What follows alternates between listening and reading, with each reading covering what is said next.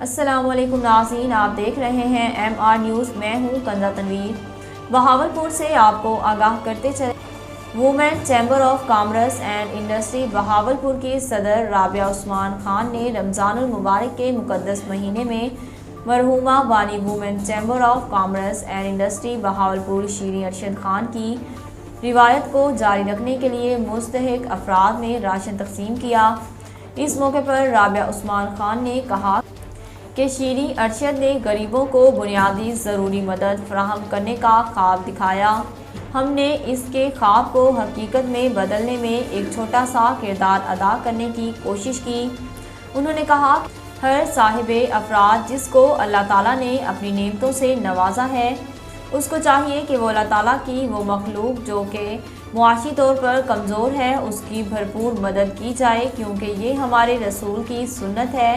انہوں نے کہا کہ وومن چیمبر آف کامرس رمضان المبارک کے اس مقدس مہینے میں اسلامی روایات کو فروغ دینے کے لیے اپنے غریب اور مستحق افراد کی ہر ممکن طریقے سے مدد کرے گا۔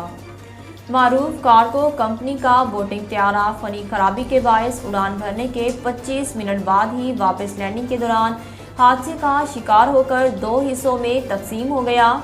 غیر ملکی خبررساں ادارے کے مطابق وسطی امریکہ کے ملک کو معروف کارگو کمپنی کا بوٹنگ 757 طیارہ ہنگامی لینڈنگ کے دوران حادثے کا شکار ہو گیا۔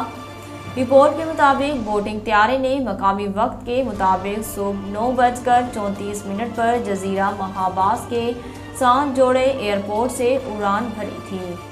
ماہ رمضان کے دوران یوٹیلیٹی سٹورز پر سستے رمضان پیکج کا حکومتی دعویٰ شہریوں کے لیے مذاق بن کر رہ گیا۔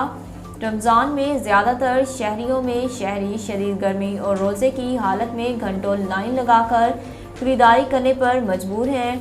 دوسری جانب ملک بھر کے مختلف شہروں میں رمضان المبارک کے مہینے کی آمد کے ساتھ ہی سبزیوں اور پھلوں کی قیمتیں آسمان تک جا پہنچی ہیں۔